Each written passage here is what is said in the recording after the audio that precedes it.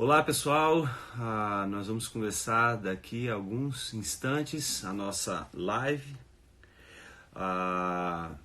Já estou vendo aí que algumas pessoas estão chegando. Se vocês puderem dar uma resposta de como tá, se tá tudo bem aí. Eu estou aqui com o Jeff. O Jeff está aqui à minha direita, ele vai ajudar a gente aí ao longo da nossa live de hoje. E é isso, a gente já percebi aqui que o pessoal está chegando.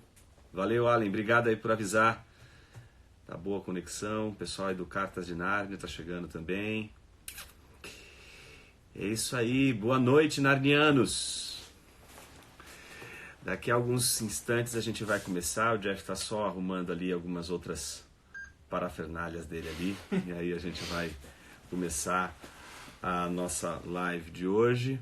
Enquanto isso eu vou avisando o pessoal, nós estamos aí com, daqui a pouco a gente vai falar um pouquinho melhor também sobre isso, né?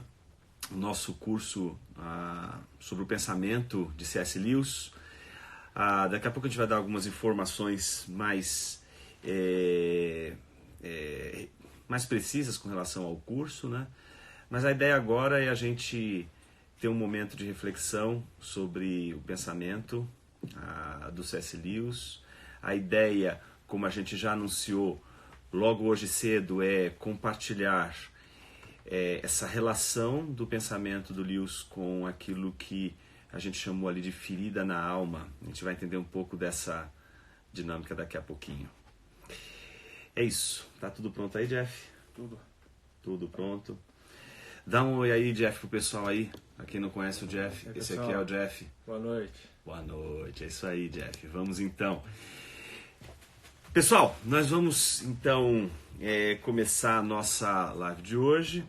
Eu queria propor na nossa reflexão, em primeiro lugar, um contexto sobre o pensamento do Lewis, em especial o momento de vida dele num determinado contexto que vai ali, que é o contexto do pós-guerra, que vai ali de 1945 até 1954, esse período aí que foi um período bastante turbulento na carreira, principalmente em Oxford, que é esse momento ainda do Lewis já solidificado.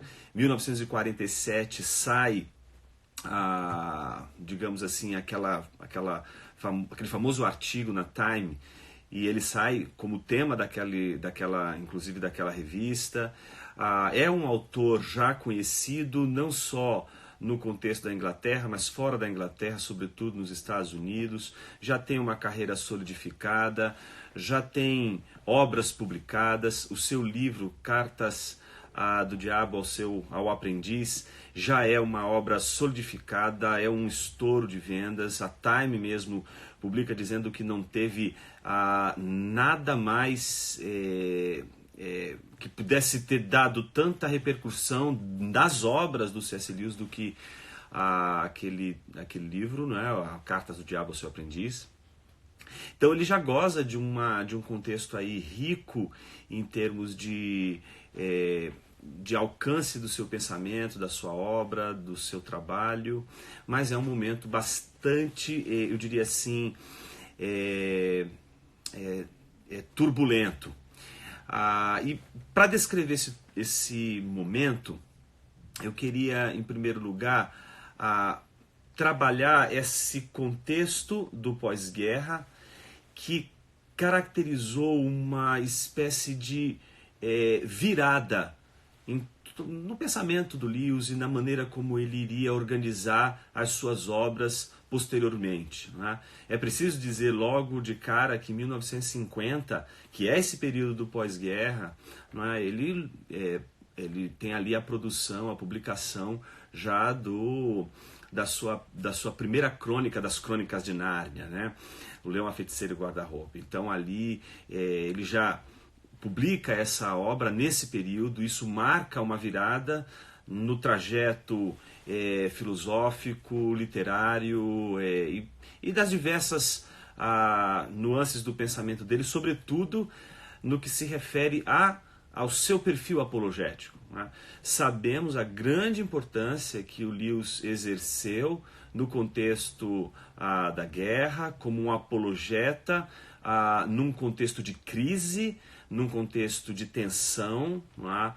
E então ele conseguiu, naquele momento, reverberar as teses da fé cristã numa abordagem extremamente relevante que alcançou muita gente, muita gente.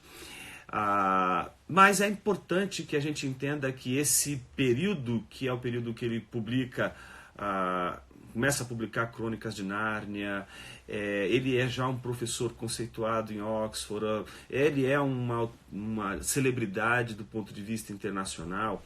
A gente não pode deixar de lado algumas circunstâncias que marcaram essa turbulência e essa virada, digamos assim, no pensamento dele, né?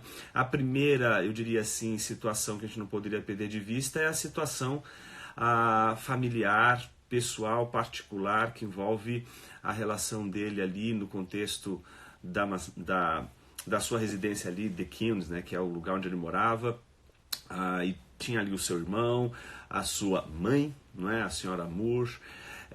Imagine você que o Warren Lewis, que é o seu irmão, ele, digamos assim, ele degradou agora para uma vida de vícios, em especial o alcoolismo. Então deu muito trabalho para o Lewis nesse momento. A senhora Moore, que é a gente não vai entrar em detalhes agora na relação dele com ela, mas ela já está com a idade avançada, ela tem problemas, já apresenta certa demência, e ele está enfrentando dificuldades as mais terríveis dentro da sua própria casa. Então, tudo aquilo que representava aquele lugar, paz, o aconchego, um lugar de equilíbrio, esse momento do pós-guerra, a sua casa está toda virada do avesso. Então, ele tem problemas internos, tem problemas na sua casa. Além disso, ele sofre, já em Oxford, uma perseguição muito, eu diria assim, poderosa, porque levanta inclusive questionamentos com relação à integridade e honestidade do seu pensamento. Então, o Lewis, nesse momento da história do seu trabalho e das suas publicações, ele está numa situação de perseguição, digamos assim, entre os seus pares ali em Oxford. Não bastasse o fato de que muitos eruditos questionavam o seu caráter acadêmico e simplesmente acusavam ele de ser mais popular, porque o pensamento dele era um pensamento que tinha um alcance muito maior, né? E isso provoca, sem sombra de dúvida, num ambiente acadêmico, que é um ambiente tão cheio de vaidades, provoca inveja, provoca ciúmes, e é isso que aconteceu, na verdade, com o Lewis, né? Você tem uma espécie de crença de que se a sua obra ultrapassa os limites da esfera acadêmica, universitária, e outras pessoas comuns, que não são acadêmicas, começam a estudar a sua obra, então é porque sua obra ela não tem aquele perfil acadêmico. Então, o sinônimo de acadêmico é falar coisa que todo mundo já sabe com palavras que ninguém entende, e que um grupo só, aqueles eleitos universitários, seriam capazes de entender. Então, o Lewis vai sofrer a perseguição por conta desses professores que julgam a obra dele uma obra não acadêmica, mas um autor e um pensador popular, um autor que trata de alguma forma aí as questões de uma maneira muito simplista. Então, ele está sofrendo essa perseguição muito forte. Terceiro, digamos assim, momento assim que caracteriza uma crise pessoal também na vida de Lewis é a morte de Charles Williams, que junto com Tolkien e outros tantos importantes pensadores eruditos que se reuniam no famoso grupo Inklings, ele acabou falecendo. E quando a gente conhece um pouquinho da história dessas amizades do Lewis ali ao redor desse grupo chamado Inklings, que na verdade girava todo ele em torno de Tolkien, Lewis, a gente descobre que o Charles Williams, quando entrou nesse grupo, ele já tinha, de alguma forma, roubado a atenção de Lewis, e é uma questão bastante interessante, e vai trazer muita turbulência na amizade, na relação dele com Tolkien. Tolkien se sente, de alguma forma, desprezado por Lewis, que parece agora estar encantado com o pensamento do Charles Williams, mas eles desenvolvem uma amizade, aquela coisa toda, mas é o ano importante, esse período, melhor dizendo, do pós-guerra, é um período que marca a morte de Charles Williams e, ao mesmo tempo, uma crise nesse grupo, Inklings, né? Isso trouxe, obviamente, um peso enorme para a experiência pessoal de vida do Lewis. O quarto aspecto que eu queria chamar a atenção, e esse é o mais importante, havia um grupo chamado Clube Socrático, e nesse clube, que era organizado, inclusive era coordenado por C.S. Lewis, várias palestras ele deu ali que são extremamente importantes e que marcaram, inclusive, a obra dele. Mas aconteceu nesse período do pós-guerra uma experiência que foi realmente fundamental para uma mudança talvez de planos ou de tom, quem sabe, não é? Da própria publicação, do próprio foco de ensino, de publicação, de produção literária do Lewis. Essa situação gira em torno de uma jovem filósofa católica chamada Elizabeth Anscombe. Ela é uma importante filósofa, influenciou não só no contexto do Lewis aqueles que estavam à sua volta, apesar de ser muito jovem, mas depois ela faz um trajeto acadêmico extremamente relevante, influencia pensadores hoje como Thomas Nagel, por exemplo, cita por diversas vezes o trabalho e a obra dela. Ela é uma especialista em Wittgenstein e ela analisa o livro do Lewis que tinha sido publicado, chamado o famoso livro Milagres, e ela se dedicou a criticar um dos argumentos poderosos, mas cheios de, digamos assim, de imprecisões, que era o argumento do Lewis contra o naturalismo cientificista.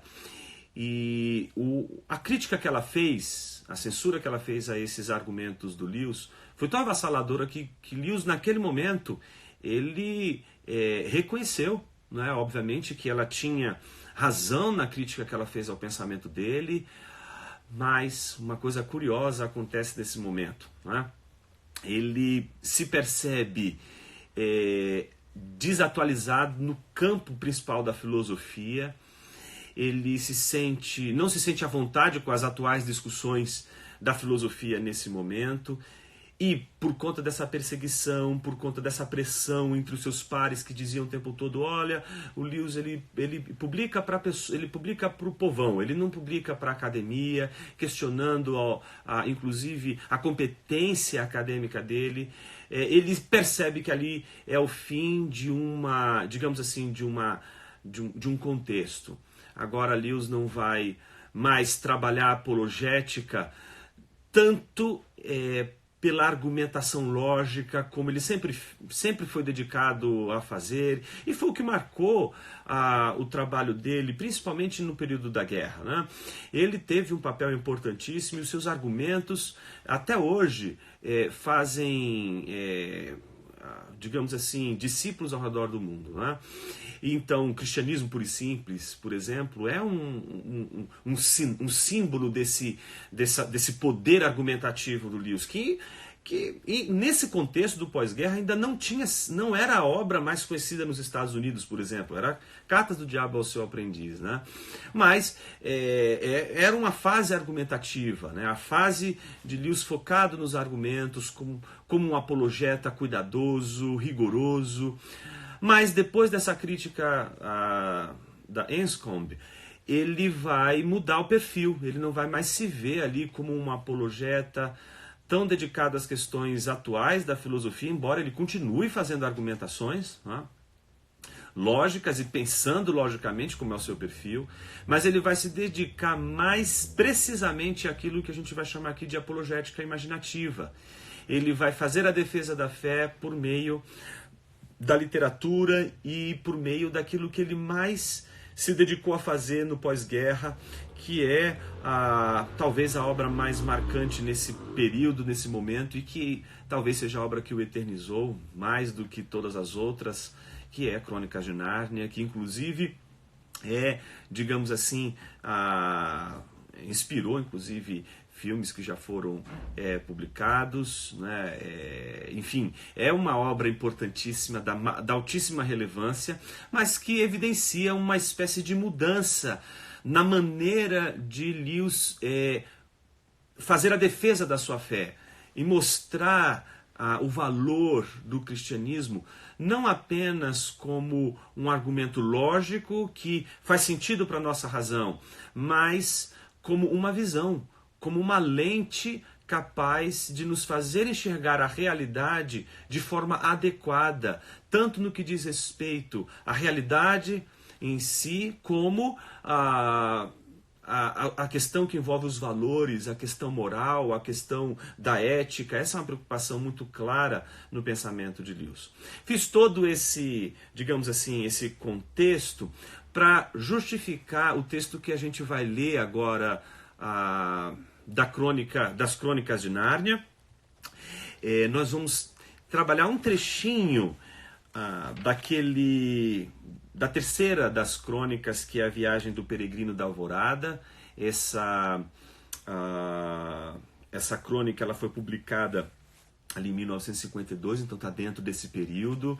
Ele já está num outro movimento, outra preocupação. A preocupação dele agora é apresentar a defesa da fé, de certa forma, numa outra abordagem, numa abordagem que agora envolve a literatura propriamente dita, no que diz respeito a essa maneira de mostrar o olhar do cristianismo para a realidade por meio de imagens.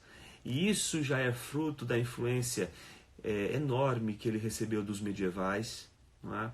A filosofia e, sobretudo, a teologia medieval, ela é fruto de uma maneira de pensar por imagens. Ao contrário do que muitos pensam, por exemplo, quando você abre a Suma de Teologia de Tomás de Aquino, em especial naquela seção da primeira parte dedicada àquilo que a gente chama de gnosiologia, ou o estudo do conhecimento, no artigo 7º da questão 84, ele vai dizer com todas as letras que o intelecto não pode pensar senão por meio de imagens. É necessário que o intelecto forme imagens para que a partir dessas imagens ele possa conhecer. Então levanta a pergunta: como a gente poderia conhecer a Deus do qual não temos imagens? Então, ali a gente já vê a preocupação de Tomás de Aquino, mesmo quando se trata de questões relacionadas à teologia, como o conhecimento de Deus, o papel da imaginação, o papel da imagem na busca do conhecimento, na solidificação do conhecimento. Em especial, eu queria oferecer uma imagem para a nossa reflexão de hoje sobre a obra do C.S. Lewis, em especial as Crônicas de Nárnia. Esse trecho da Viagem do Peregrino da Alvorada, que é um trecho, eu entendo ser um trecho bastante conhecido. É aquele trecho em que Eustáquio, o enfant terrible dessa crônica, né, ele dá o seu testemunho a Edmundo, né, de como ele deixou de ser um dragão. A gente sabe que quem já está mais habituado e já leu essa crônica, sabe que Edmundo, Eustáquio, por toda o seu jeitão de ser e etc, estabanado, muito egocentrado, narcisista, ele acaba enfiando os pés pelas mãos, toma aquilo que não lhe pertence, e ao tomar aquilo que não lhe pertence, como Adão que tomou do fruto que não lhe pertencia, ele foi transformado num dragão. E então ele sabe que ele é um dragão porque as pessoas não o reconhecem mais como um ser humano, mas quando enxergam, dizem que ele é um dragão. E quando ele se descobre pelo olhar do outro que ele é um dragão, ele entra num processo de angústia de ser, a angústia da sua identidade, de uma forma magistral construída por Lewis nessa crônica. Mas eu destaco quando Eustáquio ele é abordado por Edmundo que não sabe que Eustáquio deixou de ser um dragão. E ao encontrá-lo, Edmundo fica admirado por ver que Eustáquio já não é mais um dragão. E aí eu queria ler esse pequeno trecho, e ao ler esse pequeno trecho eu gostaria de fazer alguns comentários desse texto e, ao mesmo tempo que mostrar o perfil teológico do Lewis nessa passagem, mostrar como que ele faz a apologética, como que ele mostra a beleza do cristianismo, e em especial aquilo que a gente chama de redenção, numa perspectiva que o liga a uma importante tradição da igreja que já vem lá de Agostinho, que já vem lá das Confissões de Santo Agostinho, para ser mais preciso. Mas antes da gente entrar nesse ponto, deixa eu ler essa passagem e aí a gente vai trabalhando logo em seguida as questões importantes, os destaques para esse texto. Se você tem aí as Crônicas de Nárnia, é exatamente aquela passagem referente à crônica da viagem do peregrino da Alvorada, o capítulo 7.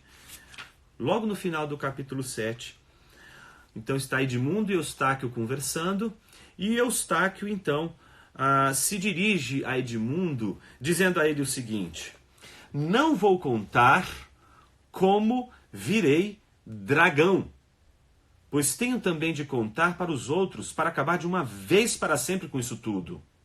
Aliás, só soube que era dragão quando ouvi você usar essa palavra medonha naquela manhã em que voltei. Mas vou lhe dizer, como deixei de ser dragão. Vá em frente, disse Edmundo. Bem, na noite passada eu estava mais infeliz do que nunca. Este bracelete horrível me machucava como o quê? Não machuca mais, disse Edmundo. Eustáquio sorriu. Um sorriso diferente daquele que Edmundo conhecia, e facilmente deslizou o bracelete para fora do braço. Aqui está, disse Eustáquio. Se alguém quiser, que fique com ele. Mas, como ia dizendo, estava ali deitado, pensando na minha vida, quando de repente, mas pense bem, isso pode ter sido um sonho, não sei. Continue, disse Edmundo, com uma paciência espantosa. Bem, seja lá como for, olhei e vi a última coisa que esperava ver. Um enorme leão avançando em minha direção. E era estranho, porque apesar de não haver lua, por onde o leão passava, havia luar. Foi chegando, e eu apavorado. Você talvez pense que eu, sendo um dragão, poderia derrubar a fera com a maior facilidade. Mas não era esse tipo de medo. Não temia que me comesse, mas tinha medo dele. Não sei se está entendendo o que quero dizer. Ele chegou pertinho de mim, me olhou nos olhos, fechei os meus, mas não adiantou nada, porque ele me disse que o seguisse. Falava, disse Edmundo. Agora que você está me perguntando, respondeu Eustáquio, não sei mais. Mas de qualquer maneira dizia coisas, e eu sabia que tinha de fazer o que dizia, porque me levantei e o segui. Então, nessa primeira parte, daqui a pouco a gente volta para o texto, algumas coisas são importantes. O bracelete é a razão pela qual ele se tornou um dragão. É a expressão da luxúria. É a expressão de toda a ação humana que não se contém em possuir aquilo que lhe foi dado, mas quer possuir aquilo que não lhe foi dado. E ao possuir aquilo que não lhe foi dado, então se transforma numa besta fera, como é o caso de Eustáquio, que se torna um dragão. Essa, digamos, situação, ela aparece aqui no momento em que Edmundo está numa conversa com Eustáquio, e eu queria chamar a sua atenção para as incertezas do diálogo. Em alguns momentos, preste atenção, ele quando fala do que ele viu, quando ele vê o leão aparecer, ele não sabe que é o Aslan, mas ele, ao descrever que aquele leão apareceu, aquele leão gigantesco, ele começa a mostrar incertezas. Olha, ele falou, mas depois ele diz assim, mas eu não sei se ele falou. Ele chegou perto, mas eu não sei se ele chegou tão perto assim. Essas incertezas que Lewis vai deixando ali, elas vão sinalizando, ao longo da leitura, essa experiência que todos aqueles que estão diante dessa experiência maravilhosa do encontro com Aslan, elas acabam digamos assim, encontrando essa coisa misteriosa que faz com que as pessoas não consigam fechar todas as questões de uma maneira absoluta, sem que haja espaço para uma incerteza, sem que haja espaço para alguma circunstância em que, será que foi, não foi, em que as coisas não são tão claras assim. Mas há outras que são extremamente claras. Então note que a narrativa de Eustáquio é a narrativa daquele que diz assim, olha, eu não sei te explicar a experiência de como eu deixei de ser um dragão, mas ela é acompanhada de coisas que eu entendo, que eu tenho certeza, mas também de coisas que eu não tenho certeza. Eu não sei explicar como. Então, o como Eustáquio deixa de ser um dragão explica essa experiência acompanhada de coisas que nessa transformação elas são explicáveis e outras que não são explicáveis por carecerem de certeza. O curioso é que ao o leão aparecer, ele sendo um dragão, ele poderia enfrentar, mas a descrição dele é a de um leão que se aproxima e olha nos olhos dele. E ao olhar nos olhos dele, ele se sente intimidado com esse dragão. Ele não se sente intimidado com esse dragão por causa da sua força, por causa do seu poder, por causa do seu rugido, se ele rugiu. Não é isso que espanta, mas é o seu olhar, a maneira como aquele leão olhava para ele. E aquele leão acaba olhando para ele dizendo simplesmente, segue-me. Que para quem é um leitor dos evangelhos, sabe que é o jeito de Cristo chamar os seus discípulos. Ele simplesmente vê aquele coletor de impostos sentado ali na coletoria, olha para ele, simplesmente não diz bom dia, como você vai? Eu queria saber um pouco sobre você. Não, ele não quer, ele nem se apresenta, ele não diz, olha, eu sou Jesus Cristo, vim de Nazaré, sou filho de Deus e vim aqui te salvar. E eu quero que você seja meu discípulo. Não. Como Aslan aqui exemplifica, né? Você vê Jesus diante do coletor simplesmente olhando para ele e dizendo, segue-me. E ponto final. E é isso que aconteceu. Assim como o discípulo levanta e segue a Jesus e não há discurso, não há, digamos assim, explicações pormenorizadas, não há um embate teológico, não há uma apologética, simplesmente há uma ordem, segue-me. E essa ordem vem acompanhada do ato submisso de seguir. E assim como aquele discípulo seguiu de forma submissa a Cristo, aqui nós vemos Eustáquio obedecendo como um dragão ainda, que é, mas ainda assim sendo poderoso. Ele, diante do olhar do leão e diante do comando do leão, ele não tem informações maiores sobre esse leão. Ele só escuta, segue-me, e ele abandona tudo o que ele estava ali fazendo e segue o leão. Nós vamos agora para a segunda parte dessa leitura. Nessa segunda parte, depois de Eustáquio, ainda como dragão, seguindo o leão, ele narra a Edmundo o seguinte: levou-me por um caminho muito comprido para o interior das montanhas, e o halo sempre lá envolvendo. Finalmente chegamos ao alto de uma montanha que eu nunca vira antes, no cimo da qual havia um jardim. No meio do jardim havia uma nascente de água. Vi que era uma nascente porque a água brotava do fundo, mas era muito maior do que a maioria das nascentes.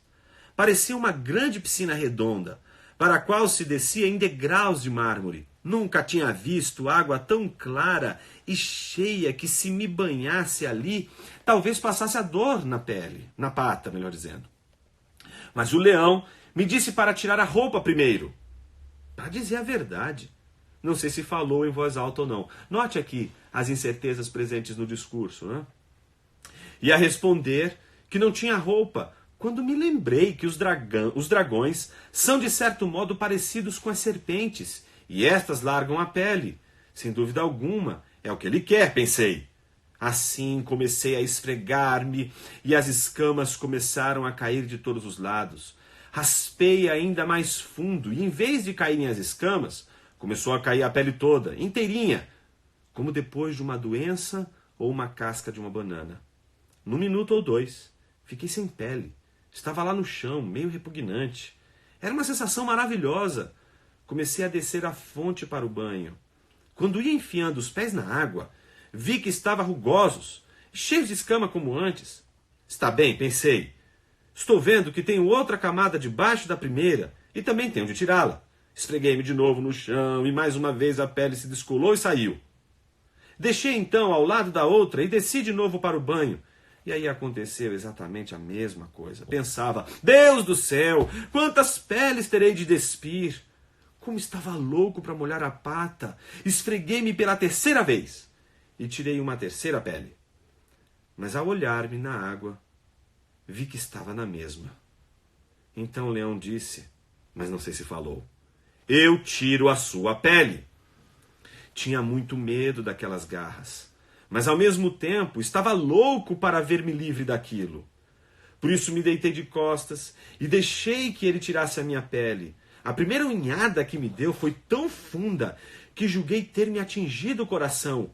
E quando começou a tirar minha pele, senti a pior dor da minha vida. A única coisa que me fazia aguentar era o prazer de sentir que me tirava a pele. É como quem tira o espinho de um lugar dolorido. Dói para valer, mas é bom ver o espinho sair. Essa segunda imagem da explicação narrativa do Eustáquio, de como ele deixou de ser dragão, ela é muito singela. A primeira ordem do leão, quando eles chegam àquela piscina, né, como ele diz aqui, e que ele quer se banhar, é que ele tire a roupa. Então ele percebe que ele tem escamas. E aí ele faz o movimento de ele mesmo tirar essas escamas. E na primeira tentativa que ele tira essas escamas e põe elas de lado e ele vai mergulhar nessa água, ele percebe que ele tem uma outra escama por baixo. Então ele volta a tirar novamente. E ao tirá-la, quando ele vai para a água, ele percebe novamente que as escamas estão ali. Ele vai numa terceira vez e a mesma coisa acontece. Então naquele momento o leão diz para ele, se você quiser eu posso tirá-la. Eu acho que essa é uma das imagens mais interessantes da relação de Eustáquio com o leão. Porque ela mostra como todas as tentativas de Eustáquio tirar as suas escamas, elas não logram êxito. Elas dizem respeito às máscaras, como o próprio Eustáquio vai dizer a Edmundo, que ele estava submisso. Todas as vezes que eu leio essa passagem, eu me lembro de um poema de Fernando Pessoa, chamado Tabacaria, onde naquele poema ele diz, né, em determinado momento, ele diz que fiz de mim o que não soube, o que queria fazer de mim não fiz, me vestiram com um paletó errado, eu não o rejeitei, mas quando eu quis tirar, era tarde demais, pois a máscara estava presa à cara. Naquele poema, Fernando Pessoa está expressando o grande dilema do ser humano que ao longo de sua vida vai vestindo máscaras, mas em alguns momentos essas máscaras elas são tão poderosas que elas grudam em nossa personalidade de uma tal forma que nós somos as máscaras. E é essa experiência de Eustáquio, ele é aquelas escamas. E ele não consegue tirar essas escamas. Uma vez que ele foi carimbado com aquelas escamas, todas as suas tentativas de se livrar daquelas escamas, elas vão por água abaixo. Então é o dilema do ser humano que diante das suas máscaras e da brincadeira das máscaras, ora eu sou isso, ora eu sou aquilo, e vestindo todas as máscaras, recebe uma máscara. Não rejeita essa máscara, porque essa máscara representa não a máscara que ele pôs, mas a máscara que puseram. E ao não rejeitar essa máscara posta, o indivíduo se submete à identidade do outro. Não por imitação do outro, mas por imposição do outro. O outro simplesmente impõe uma máscara. Então, para que você seja aceito pela pressão desse grupo, desse outro sobre você, você recebe essa máscara, não rejeita essa máscara gruda em sua face, e por não desvencilhar mais dessa máscara, então você e a máscara se tornam uma só coisa. Essa é a experiência de Eustáquio. A experiência de alguém que não tem mais a sua própria identidade, mas essa identidade está confusa com as máscaras que vestiu. E o que essa passagem revela é que todas as tentativas de Eustáquio se livrar delas são inúteis. Estaria Lewis dizendo que todas as nossas tentativas de nos livrar dessas máscaras que se tornam aquilo que nós não gostaríamos de ser, mas pela imposição dessas máscaras, nos tornamos essas máscaras, seria todas as nossas tentativas pelo hábito, por mudança de personalidade, por mudança no visual, pelas mudanças geográficas, seriam possíveis a gente descolar dessas máscaras? Quantas e quantas pessoas não acabam, de alguma forma, acreditando que a materialidade, a forma como você lida com a materialidade do seu corpo, da sua aparência, ela vai simplesmente se livrar dessas máscaras? Parece que Lewis está nos dizendo que todas as nossas tentativas de nos livrarmos dessas máscaras, elas não lograrão êxito. E é nessa hora que o leão aparece dizendo: eu posso tirá-las. E quando o leão aparece, a primeira coisa que agora chama a atenção de Eustáquio, que ainda é um dragão, são as garras do leão. E aqui a gente não pode esquecer que Lewis, ele sempre fez questão de mostrar que esse leão, que é Aslan, que por enquanto Eustáquio não sabe que é Aslan, sabe só que é um grande leão, de que ele é selvagem. Ele não é um gato gigante domesticado, mas ele é selvagem. Ele não é domado por aqueles que o encontram, mas aqueles que o encontram são alvo de seu, digamos assim, ataque. E é olhando para as garras desse leão que Eustáquio então sente o pavor dessa experiência. O pavor dessa experiência vem pelo fato de que ele sabe pelas unhas daquele leão que a experiência daquele leão tirar as suas escamas não vai ser uma experiência prazerosa, mas pelo contrário será uma experiência dolorosa. E ele precisa tomar uma grande decisão na sua vida. Ele precisa tomar a decisão de continuar vivendo com as máscaras, ainda que isso não doa, ou doer de uma vez por todas, mas se livrar da máscara. Me parece que temos aqui um segundo momento em que Lewis parece descrever o quanto nós, seres humanos, amamos essas máscaras, apesar de odiá-las. E esse paradoxo se mostra no fato de que queremos nos livrar delas, mas nós não nos livramos. E não conseguimos nos livrar, porque para nos livrarmos dela é necessário a dor de uma, digamos assim, dessas unhas desse leão que conseguem ir mais fundo do que as nossas próprias garras. Eustáquio é um dragão e as suas garras não são afiadas e nem grandes o suficiente para ferir a si mesmo até o âmago do seu ser.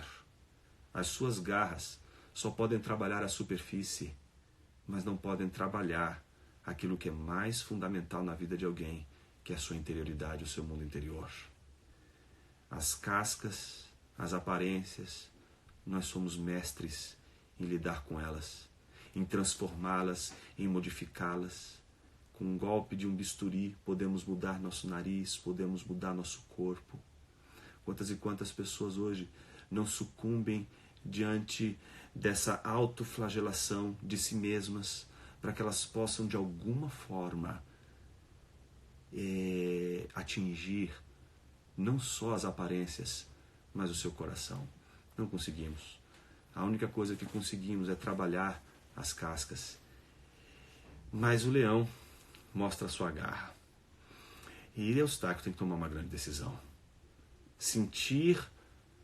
Não sentir a dor, mas manter-se refém daquelas escamas, ou sentir a dor mais doída de sua vida e se livrar de uma vez por todas daquela máscara.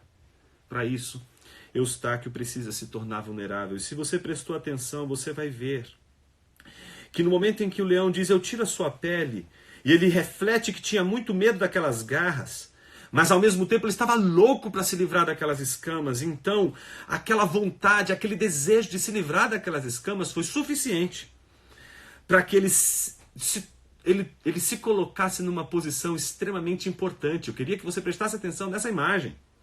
Por isso me deitei de costas. Aqui é a imagem da vulnerabilidade.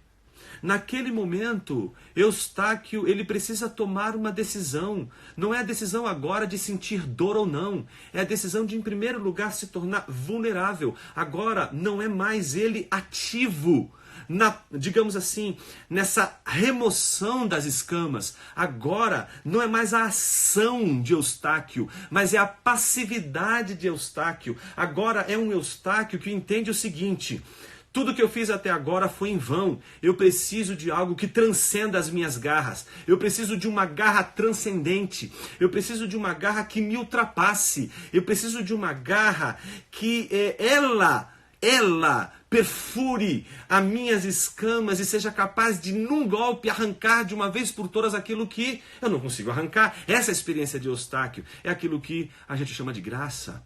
Graça é essa experiência de um sujeito que percebe que todas as suas tentativas de lidar com as suas idiosincrasias e com as perversões do seu ser e da sua identidade, elas não jogam papel fundamental. É necessário um poder supremo e que não vai contar absolutamente com as nossas garras.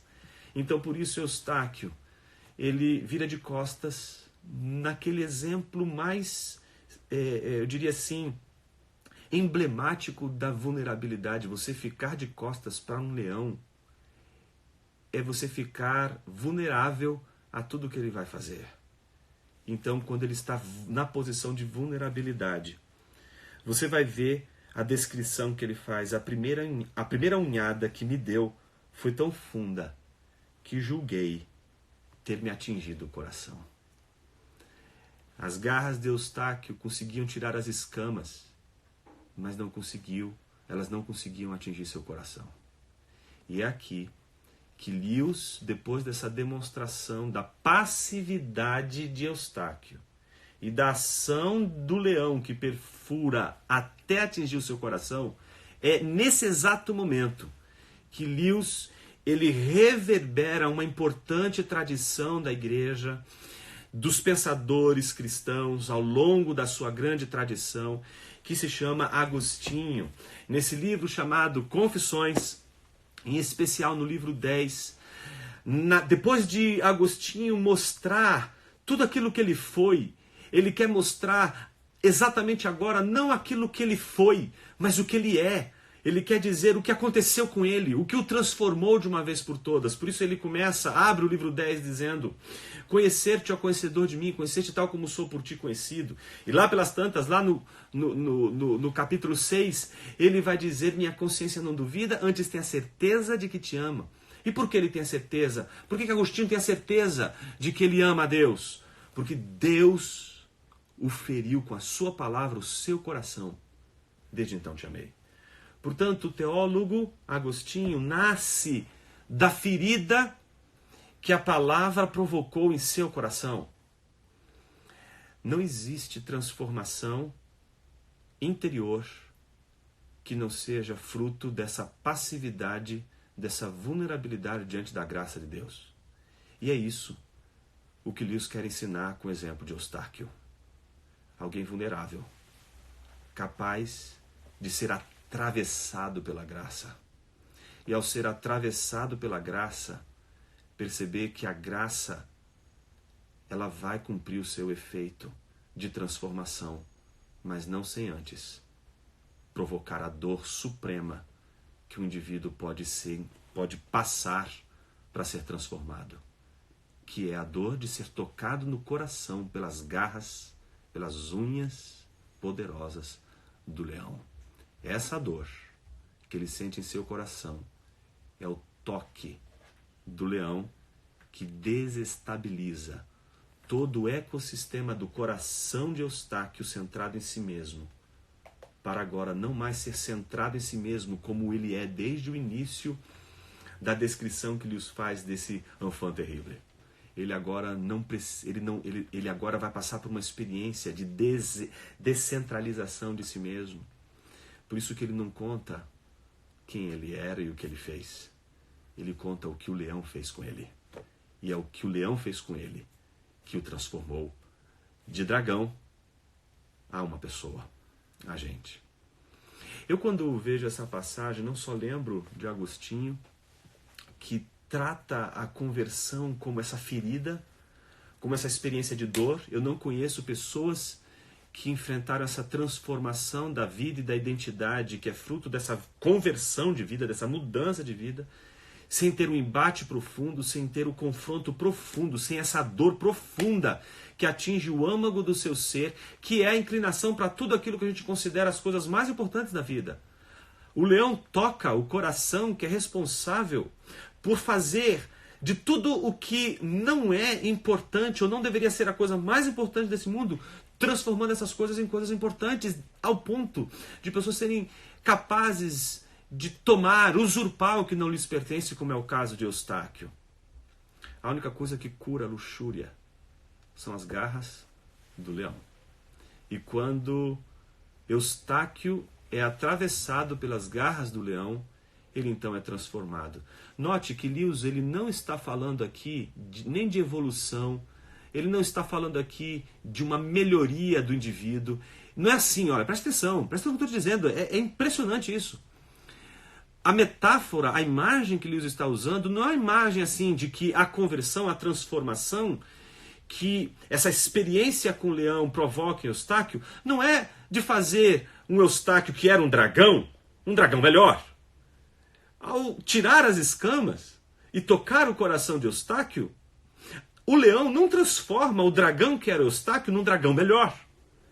Trata-se não de uma melhoria, trata-se de uma transformação. E nisso, Lewis era muito sério na sua argumentação. Ele entendia que a conversão, e isso está explícito na sua autobiografia, Surpreendido pela Alegria, de uma maneira magistral, mas está explícito também no seu diário, que infelizmente a gente ainda não tem em português, mas está ali presente de uma maneira muito clara, nas suas cartas com seus amigos, com seus confidentes. Está explícito a maneira como a conversão não é uma melhoria do ser humano, mas é a transformação. E o que é essa transformação? Para a gente concluir, eu queria ler um trecho do Cristianismo Puro e Simples, em que Lewis define essa transformação, mais uma vez, não usando uma apologética, digamos assim, de argumentações, mas de imagens, uma apologética imaginativa. Veja só o que ele vai dizer. Deus se fez homem para transformar suas criaturas em seus filhos. Depois que Eustáquio conta de como ele deixou de ser um dragão para Edmundo, Edmundo diz para ele, você sabe quem é esse grande leão? Ele diz, não. Então esse grande leão é Aslan. Mas quem é Aslan? Aslan, o próprio Edmundo vai apresentá-lo como aquele que é o filho do imperador de Alemar, tal como está nessa tradução aqui da Martins Fontes, né? Então ele é filho desse imperador. Coisa curiosa, Aslan ele representa aqui o Filho de Deus encarnado. Ele é a típica representação desse verbo encarnado. E é interessante como a transformação do indivíduo está ligada à encarnação do verbo. Veja como a conversão está linkada por isso com um argumento teológico aqui no Cristianismo Puro e Simples, que é o desfecho, né? Ele diz, Deus se fez homem, ou seja, Cristo, né, encarnado, para transformar suas criaturas em seus filhos. Não foi para melhorar a qualidade do velho homem, para transformar o homem num homem melhor. Ele não está dizendo assim, olha, venha ser um cristão para você ser uma pessoa melhor, para você ser um pai melhor, para você ser um patrão melhor, para você ser um empregado melhor, para você ser um professor melhor, para você ser um aluno melhor, para você ser um empresário melhor, para você ser um médico melhor, para você ser uma pessoa com, sei lá, um ser humano melhor. Não. O que está em jogo aqui não é a melhoria de algo, mas é a transformação. Não é o melhoramento de um ser, mas é a transformação de um ser em outro ser. E é isso que a encarnação do Verbo significa na conversão dos homens em filhos de Deus. Não é a melhoria de homens, mas é a transformação de homens. Veja a imagem que ele vai usar e com ela eu quero encerrar. Não foi para melhorar a qualidade do velho homem, mas para produzir um novo tipo de homem. Não é como ensinar um cavalo a saltar cada vez melhor. É transformar o cavalo numa criatura alada. É claro que com asas ele voará sobre os obstáculos que antes nunca poderiam ter sido transpostos. E assim vencerá o cavalo comum em seu próprio jogo, mas durante um certo tempo. Enquanto as suas asas estiverem começando a crescer, ele não conseguirá fazer isso. Nesse estágio, as protuberâncias nos ombros. Ninguém que as veja diz que vão se transformar em asas. Talvez até mesmo lhe deem uma aparência desajeitada. Eu acho demais essa imagem porque é como se existissem dois tipos de seres humanos. E a transformação que a conversão provoca em determinados seres humanos é como essa distinção que Deus vai estabelecer entre dois tipos de cavalos. Um cavalo com asas e um cavalo sem asas. Então eles vão caminhando juntos e saltando obstáculos. Vão caminhando juntos e saltando obstáculos. Vão caminhando juntos e saltando obstáculos. O mais terrível e derradeiro obstáculo que esses cavalos vão encontrar se chama morte. Diante da morte, todos eles vão parar e não vão conseguir saltar. É um obstáculo tão imenso, que nenhum dos dois cavalos vão saltar. Os dois vão parar diante dessa muralha. Mas um cavalo é alado e o outro não. Qual é a diferença de um para o outro? A diferença é que um deles vai olhar para trás. E ao olhar para trás vai ver no seu corpo uma asinha bem pequenininha. Ela ainda não é suficiente para transpor essa muralha que é a morte. Mas ele sabe que um dia essas asas vão crescer. E quando essas asas crescerem, este agora cavalo alado vai poder transpor aquilo que este outro cavalo não consegue transpor. E essa é a esperança que todos aqueles que são transformados no encontro com o Verbo encarnado aguardam. Não apenas seres humanos melhores, não pessoas que agora serão boas pessoas, mas pessoas transformadas. E essa é a grande verdade que ele os ensina. A verdade que faz com que a identidade que os seres humanos tanto constroem acerca de suas afirmações de si mesmos acaba ganhando contornos que dependem dessa natureza transcendental, digamos assim, ou transcendente da ação de Deus na vida dos seres humanos, provocando neles a transformação que não é uma transformação das suas aparências, mas é a transformação que vem do coração, que transforma o indivíduo, mas não transforma ele da noite para o dia. Faz apenas nascer atrás dele uma pequena asinha. Ela não funciona ainda, mas ela é suficiente para saber e ter a esperança de que um dia essas asas serão grandes e voarão. Essa é digamos assim, a reflexão que eu queria trazer para vocês hoje. Eu estou aqui com o Jeff, ele vai me ajudar, porque ele acabou anotando aí o que eu não pude fazer, porque eu prestei atenção o máximo possível na exposição, em algumas perguntas que vocês fizeram, algumas perguntas, questões que vocês naturalmente tenham. A gente tem aí mais alguns minutos, e eu queria aproveitar para dar a oportunidade para as reações, aqueles que concordaram ou acharam interessante ou não concordaram, ou tem alguma questão e gostariam de fazer.